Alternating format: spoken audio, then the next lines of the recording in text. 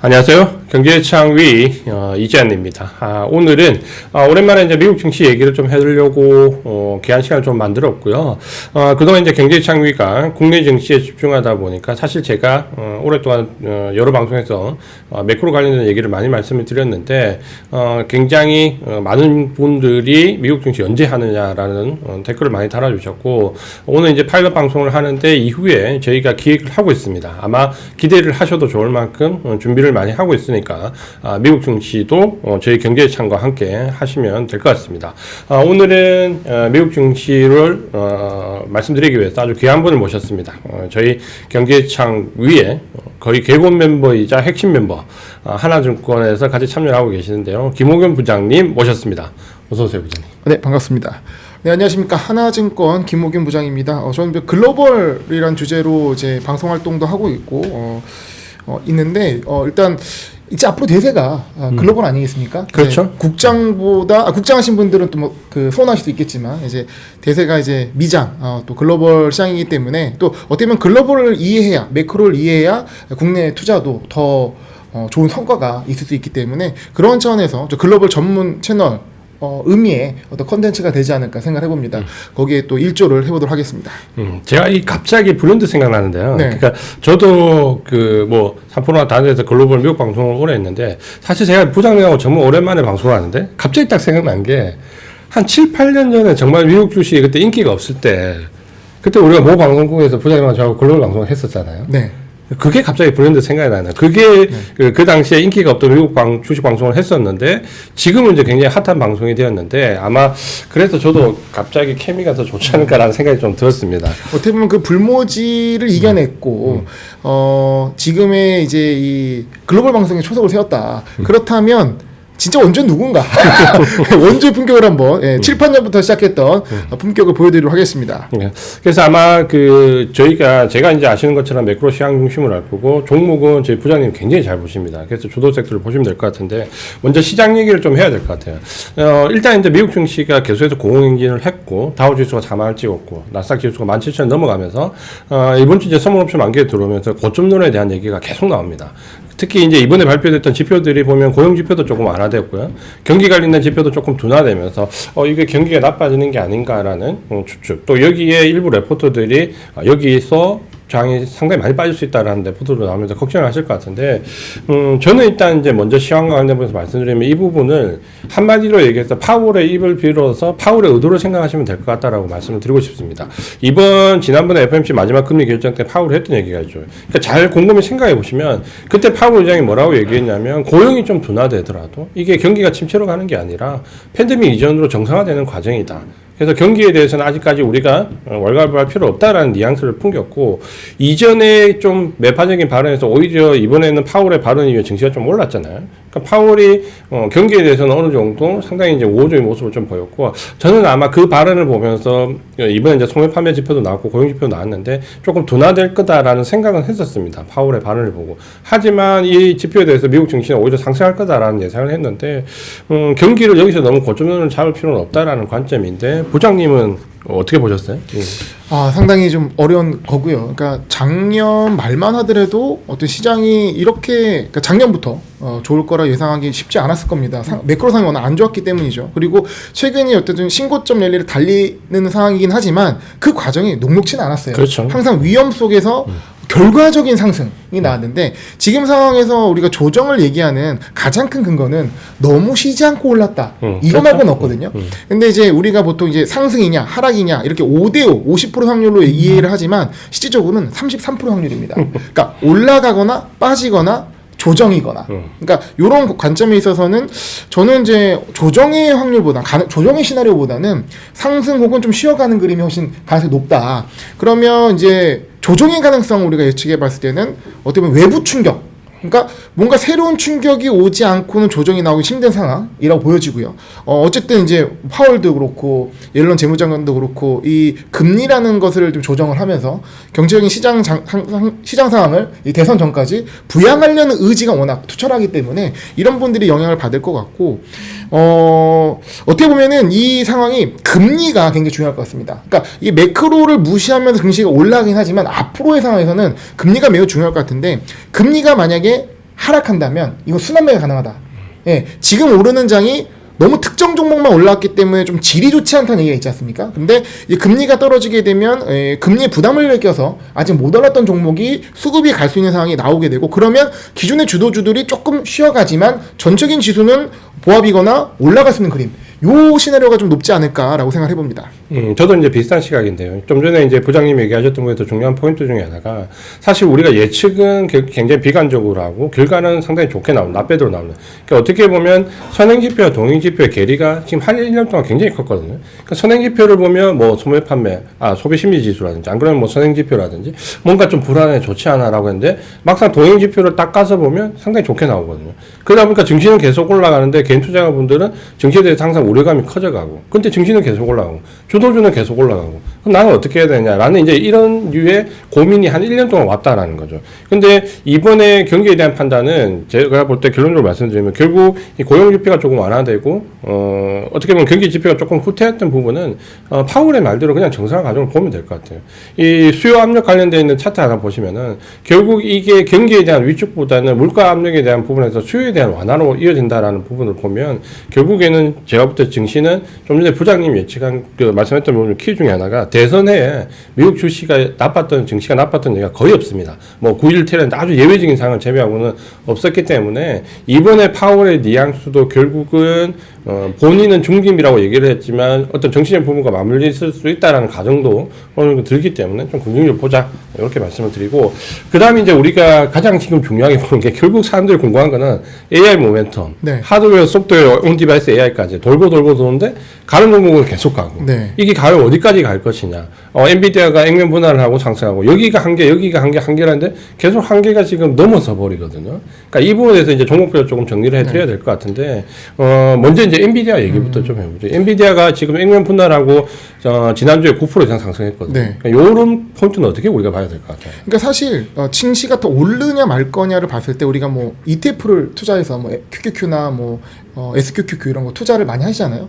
그렇게 봤을 때는 증시 방향성이 굉장히 중요하지만, 핵심을 기업을 볼 수밖에 없는 게, 흔히 말하는 실적에 기반이 된 주도주들로 인해서 올라가는 장이기 때문에, 결국 그 종목을 계속 가져갈 거냐, 아니면 차익실을 할 거냐, 아니면 뭐 지금 현금 보유를 할 때냐, 이런 판단이거든요. 그러면 지금 시장에 가장 미장을 이끄는 가장 큰 주도주는 엔비디아일 겁니다. 엔비디아가 더 갈 거냐라고 봤을 때 이미 많이 왔지 않습니까? 이미 많이 왔고, 어떻게 보면 엔비디아 지난번 어닝이 굉장히 중요한데, 이 지난번 어닝은 거의 경제지표 수준이었어요. 많은 사람들이 주목을 하고 엔비디아 지표에 따라서 모든 다른 종목들이 연결되어 있는 상황. 근데 너무나 잘 나지 않습니까? 근데 실질적으로 제가 자료도 준비했지만 엔비디아 어닝 사실 뭐 실적 서프라이즈 했고요. 가이던스도 상회했고요. 가장 중요했던 건 10분의 1. 그러니까 10분의 1 분할 이벤트가 6월 7일 예정이었어요. 그러니까 그때까지 주가가 올라가고, 그 이후에도 어쨌든 추가적인 상승으로 현재까지 이어왔는데, 이게 엔비디아의 실적만으로 끝나지 않았다. 여기에서 차기 주도주의 힌트,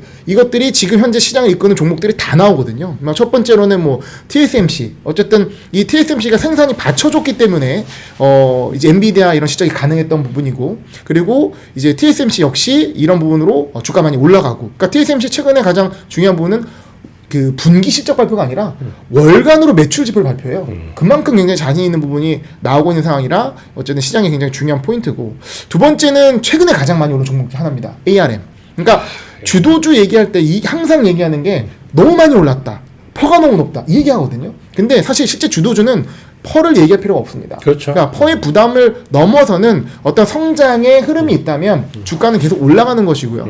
AR 같은 경우는 사실 이제 그런 우려를 다 부식킬 정도로, 어떻게 보면은 이 엔비디아가 만든 이 생성 AI 생태계에 있어서 가장 큰 수혜를 받는 종목으로 최근에 부각을 받고 있다라는 그렇죠. 부분을 좀 말씀드리겠고요.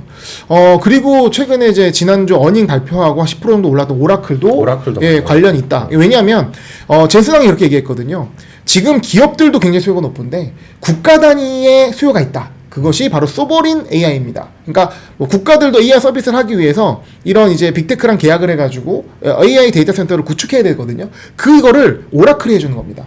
오라클이 예전에 소프트웨어를 팔았는데 이제 인프라를 파는 겁니다. 이거 있어서 엔비디아 수혜주로서 신고점을 돌파한 거거든요. 그러니까 신고점 돌파는 굉장히 큰 의미가 있지 않겠습니까? 그렇죠. 예, 그런 부분들을 이제 오라클에서 확인할 수 있고, 그리고 최근에 이 부분이 좀 이슈가 많아요. 이건 국내 회장이랑도 연결이 있는데 AI가 뜨니까 사람들이 얘기하는 겁니다. 에너지가 부족할 것이다. 예, 많은 뭐 일론 머스크도 얘기하고 또 이제 그 경원의 사나이라는 이제 샘 알트먼도 얘기하는 에너지 이슈, 부족 이슈. 근데 이것 때문에 사실 전력, 발전 쪽과 냉각 쪽이 크게 떴는데, 블랙엘이 이제 암 아키텍처를 쓰게 되면서 저전력을 썼단 말이죠. 그렇기 때문이니까, 생각보다 이 전력 이슈가 크지 않네? 라는 부분이 있을 수 있어서 이 부분은 이제 냉각이라 좀 나눠서 봐야 된다. 그러니까 우리가 좀 생각할 포인트를 주는 부분이라서 말씀드리겠고, 근데 이제 전력 쪽은 솔직히 좀 떨어지는데 이게 기술 개발을 통해서 에너지를 커버하는. 그러니까 냉각은 우리나 놓치지 말아야 된다라는 부분이 이번 어닝 때 좀 확인할 수 있는 포인트고요. 마지막으로 말씀드리는 부분이 이제 슈퍼마이크로 컴퓨터 같은 이 서버렉을 공급하는. 그러니까 서버렉 안에 있는 GPU를 엔비디아가 팔지만 서버를 구축해주는 건 이런 델이나 슈퍼마이크로 컴퓨터 같은 회사들이 만들어주는데 이게 굉장히 수요가 좋아서 많이 올랐단 말이죠. 근데 이번에 엔비디아 어닝 때 나온 거는 앞으로는 패키지를 팔겠다. 우리가 서버까지 공급해주겠다. 다 만들어주겠다. 이렇게 나오면 이 회사들이 할 일이 없어집니다. 예, 마진이 좀 떨어지는 부분이 나온 거예요. 그 관련된 기업들 같은 경우는 이익이 축소될 수 있기 때문에 이런 부분들을 좀 엔비디아를 통해서 좀 더 올라갈 종목 그리고 좀 약간 좀 고민해볼 종목들로 나눠서 접근해야 될 것 같습니다. 저도 이제 비슷한 시각인데 지금 이제 보신 종목들이 아마 계속해서 모멘텀을 좀 받는 종목들이고 최근에 이제 이 AI 모멘텀을 보면 물론 이제 엔비디아 확장성 주가 상승률 상당히 좋죠. 여기에 HBM 반도체 관련되어 있는 부분들도 상당히 좋은데 사실 엔비디아에 올라가면서 최근에 AI 모멘텀을 보면 마이크론 테크놀로지 굉장히 좋잖아요. 진짜 좋죠. 네. 굉장히 좋은데 지금 네. 주가 등락률 사실 엔비디아보다 최근에 더 높잖아요. 네. 더 높은데 보면 이게 HBM 모멘텀도 붙지만 결국은 이게 클라우드, 데이터 센터 그리고 DRAM 여기에 낸드 플래시까지 그러니까 복합적으로 지금 현재 폭발적으로 지금 올라갈 수 있는 여건이 좀 되지 않았나라는 게 좀 보이고 또 하나는 이제 어도비 결국은 이제 소프트웨어죠. 이 어도비가 어떻게 보면 3월달 실적 발표하고 급락을 하면서 AI 모멘텀이 뭔가 문제 있지 않냐라는 걸 제기했던 시발점인데 이번에 이제 실적 발표하고 또 다시 갭으로 급등을 하면서 여전히 이제 굳건한 모습 소프트웨어 보여줬고 애플도 최근에 이제 온 디바이스 AI 때문에 좀 살아나잖아요. 기사회생했잖아요. 그러니까 M7 중에 삐리삐리했던 게 이제 애플과 테슬라인데 애플마저도 이렇게 강하게 나니까 뭐 테슬라가 이따 말씀드리겠지만 가장 좀 그 고민이 드는 종목이긴 하고요. 아까 말씀하셨던 지난 실적 발표 3개 기업이 있었습니다.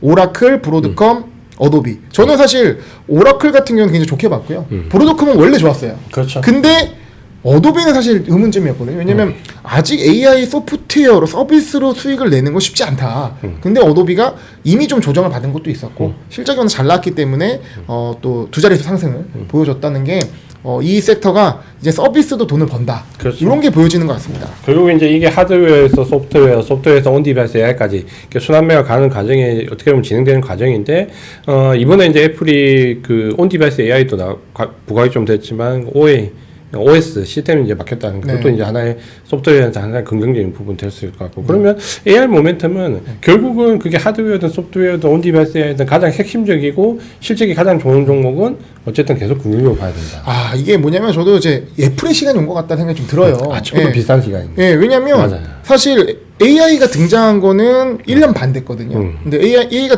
오픈 AI가 나오면서 이제 갑자기 엔비디아가 이 구축의 세계에서 1등이 되고 모든 어떤 투자를 끌어당기면서 앞으로 뭐 향후 계속 이제 루빈까지 진행이 되겠죠. 그 이후까지도 진행될 거고.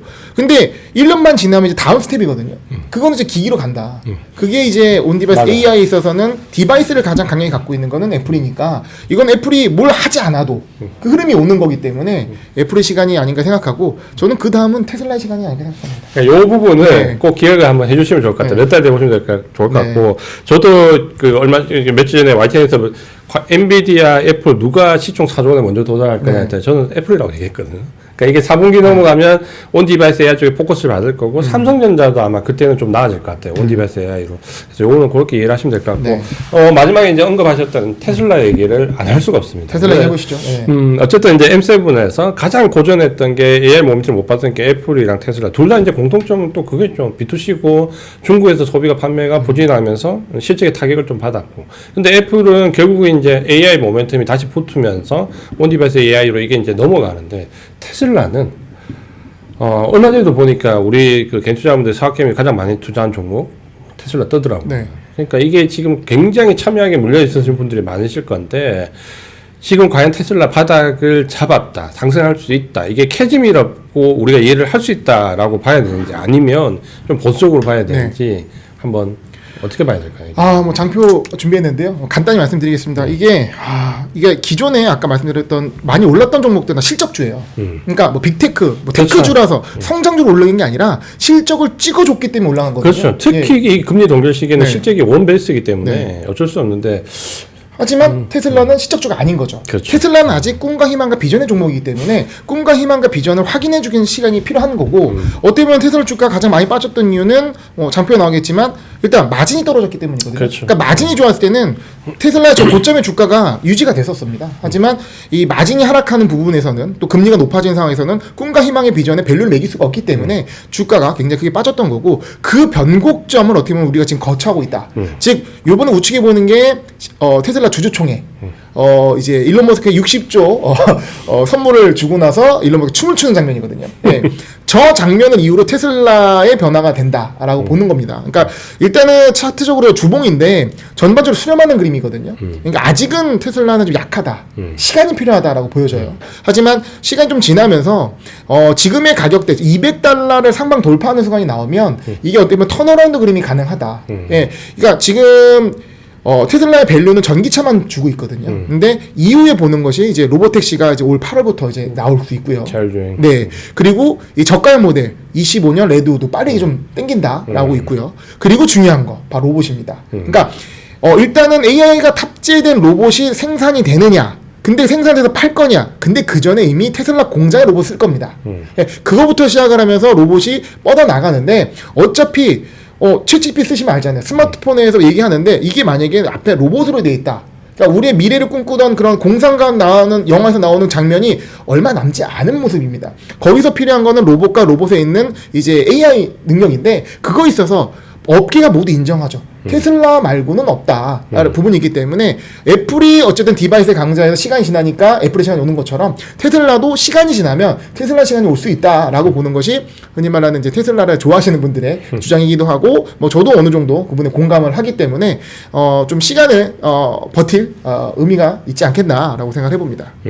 결국 이제 말씀하신 거는 테슬라를 뭐 지금 이 상황에서 너무 비관적으로 보지는 말자라는 부분이 있고 어쨌든 시간이 좀 필요하다는 거는 좀 전에 부장님 말씀하신 것처럼 시간은 좀 필요합니다. 그러니까 당장 여기가 바닥이야 지금부터 뭐 사서 공격으로 들어가야 돼 이런 부분은 아니지만 그래도 테슬라가 가지고 있는 EV에서 어느 정도의 그 절대 강자와 여기에 뭐 자율주행, 로봇 뭔가 지금 중국에서 진행되는 부분이 모멘텀이 될 수 있다라는 부분을 본다면 2분기 실적이 바닥이 될까요? 요거 딱 마지막으로 하나 물어볼게요. 저는 그러니까 이미 바닥은 지난 실적에 찍은 것 같고요. 그러니까 2분기, 3분기를 기점으로 턴어라운드 된다는 어떤 의견들이 많이 있어요. 왜냐면 이제 더 이상 나빠질 게 없다. 그리고 실제 기존에 투자들이 굉장히 많이 있었거든요. 그러니까 테슬라가 현금흐름이 안 좋은 게 아니거든요. 현금흐름도 좋고, 근데 이익률이 좀 빠지고, 경쟁이 심화되고, 중국의 공세, 이런 것들을 흔히 말하는 반전시킬 수 있는 건 기술력이거든요. 그 기술이 인정을 받는 시간이 나올 때. 근데 그거를 이미 애플이 시작할 거란 말이죠. 애플이 디바이스 시작할 거란 말이죠. 그럼 사람들이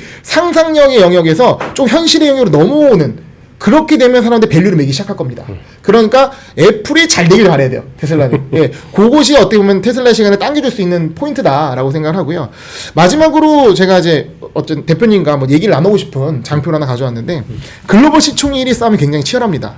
지금 엔비디아, 마이크로소프트, 애플 이 세 기업이 이 3조 달러에서 치열하게 하루하루 지금 싸움을 하고 있거든요. 올해 말 기준으로 순위가 1, 2, 3위 순위가 어떻게 될 거라고 보십니까? 제가 좀 전에 말씀드린 것처럼 저희 YTN에서 똑같은 질문을 받았거든요. 네. 그래서 저는 지금은 엔비디아가 뭐 3조 2천억대 붙고 마이크로소프트나 애플이 3조 한 3천억, 저는 2천억 후반대에서 왔다 갔다 하잖아요. 네. 이게 결국은 4조 원 문턱까지 다 다다를 건데 결국 4조 원을 강하게 넘어서는 거는 저는 애플이지 않을까 좀 생각을 하거든요. 그러니까 그러면 연말 딱 기준으로 12월 30일 기준으로 1, 2, 3위 한번 정해 주세요. 저는 애플, 엔비디아, 네. 마이크로소프트 네. 이렇게 잡고 싶습니다. 저 비슷한데 조금 저는 다도 다른데요. 그러니까 일단은 그러니까 엔비디아가 밑에서부터 추격한 거잖아요. 정말 뭐 밑에 한 10위권부터 이제 올라온 상황인데 그러니까 엔비디아가 1등을 할 것 같아요. 왜냐면 올해니까. 예. 그리고 애플이 2등을 할 것 같습니다. 그리고 3등이 마소일 것 같은데 일단 엔비디아는 AI 반도체, 그러니까 즉 지금 뭐 시장이 좋다 안 좋다가 떠나서 이 AI 반도체가 들어오고 그러니까 시작은 MS가 한 거죠. 챗GPT, 오픈 AI를 갖고 있는 MS가 이 판을 만들었는데 그 수혜를 근데 지금 필요한 건 가속 컴퓨팅이야. 가속 컴퓨팅은 엔비디아가 독점을 하고 있어. 그래서 엔비디아의 모든 어떤 빅테크의 돈이 모이기 때문에 올해 1등은 아마 엔비디아가 되지 않을까, 수성을 하지 않을까 싶고요. 그 다음에 애플이 또 추세가 묻었습니다. 그러니까 이 디바이스의 힘. 그러니까 저도 아이폰 11 갖고 있거든요. 15를 바꾸자니 애매해요. 차라리 9월에 기다려서 16을 사자. 왜냐? AI가 그 디바이스부터 된다고 하니 그럼 그 교체 수요라는 것이 지금 굉장히 뭔가 시장에서 의미 있게 주목을 받고 있고 정말 그때 매출이 정말 극대화된다면 굉장히 큰 의미의 애플의 주가가 보여지는 것 같고 마이크로소프트는 꾸준히 잘하는 하지만 흔히 말 뭔가 혁신의 어떤 모멘텀은 두 기업에 비해 좀 부족하지 않을까. 즉 돈을 버는 데 있어서 이런 부분 좀 생각이 듭니다. 그리고 또 하나 얘기해 볼게. 장표 보여주시면 11위, 12위가 굉장히 재밌습니다. 지금 브로드컴이 10위권으로 들어왔거든요. 이게 사우디 아람코 빼면 이제 9위예요. 예. 어떻게 보면은 지금 그 M7에서 테슬라를 빼고 브로드컴 넣어라 얘기 나올 정도로 브로드컴이 이제 올라온 상황인데 저는 테슬라가 다시 브로드컴은 따라잡을 수 있지 않을까 생각을 들고 TSMC는 이제 엔비디아 힘으로 올라가는데 수혜주를 봤을 때 지금 온디바이스 수혜주가 좀 의미가 있거든요. 그랬을 때 브로드컴, TSMC 뭐 추가로 ARM, 퀄컴 요 정도는 좀 같이 갖는 그림으로 우리가 좀 관심을 가져야 되지 않을까라고 생각해 봅니다. 자, 오늘은 시장부터 이제 종목 얘기를 많이 드렸는데 저희가 오늘은 어떻게 보면 이제 파일럿 방송을 좀 말씀드렸고요. 아마 이제 7월달에 그 경제유치한 글로벌 채널이 생깁니다. 생기면 아마 김 부장님하고 저하고 또 전문적인 글로벌 아나운서 분하고 3명이서 아마 좀 심도 있게 시장과 종목 얘기를 아마 7월달부터 드릴 겁니다. 제가 사실은 그 글로벌 시장과 관련된 부분에서 김 부장님도 대부분 이제 글로벌 방송을 하시고 저도 뭐 3% 매경 환경에서 글로벌만 했기 때문에 한 5년 정도 글로벌 했기 때문에 이 노하우를 녹여서 우리가 경제창에서 한번 제대로 글로벌 방송을 만들어 보도록 하겠습니다. 네. 자, 오늘은 시간 관계상 여기까지 말씀을 드리고요. 우리가 다음번에 좀 찾아올 때 제대로 된 준비 김 부장님과 저의 케미를 기다려 주시기 바랍니다. 마지막으로 한마디 하시죠. 네, 라이브를 통해서 소통을 하면서 소통이 제일 중요하지 않습니까? 유튜브 채널은 여러분들과 소통하는 그날을 기다려 보도록 하겠습니다. 자, 오늘 경제차 글로벌 방송 파일럿 방송 여기까지 말씀드리고 조만간 기대하셔도 좋습니다. 메인 프로그램으로 찾아뵙도록 하겠습니다. 오늘 이재현이었습니다. 감사합니다. 네, 감사합니다.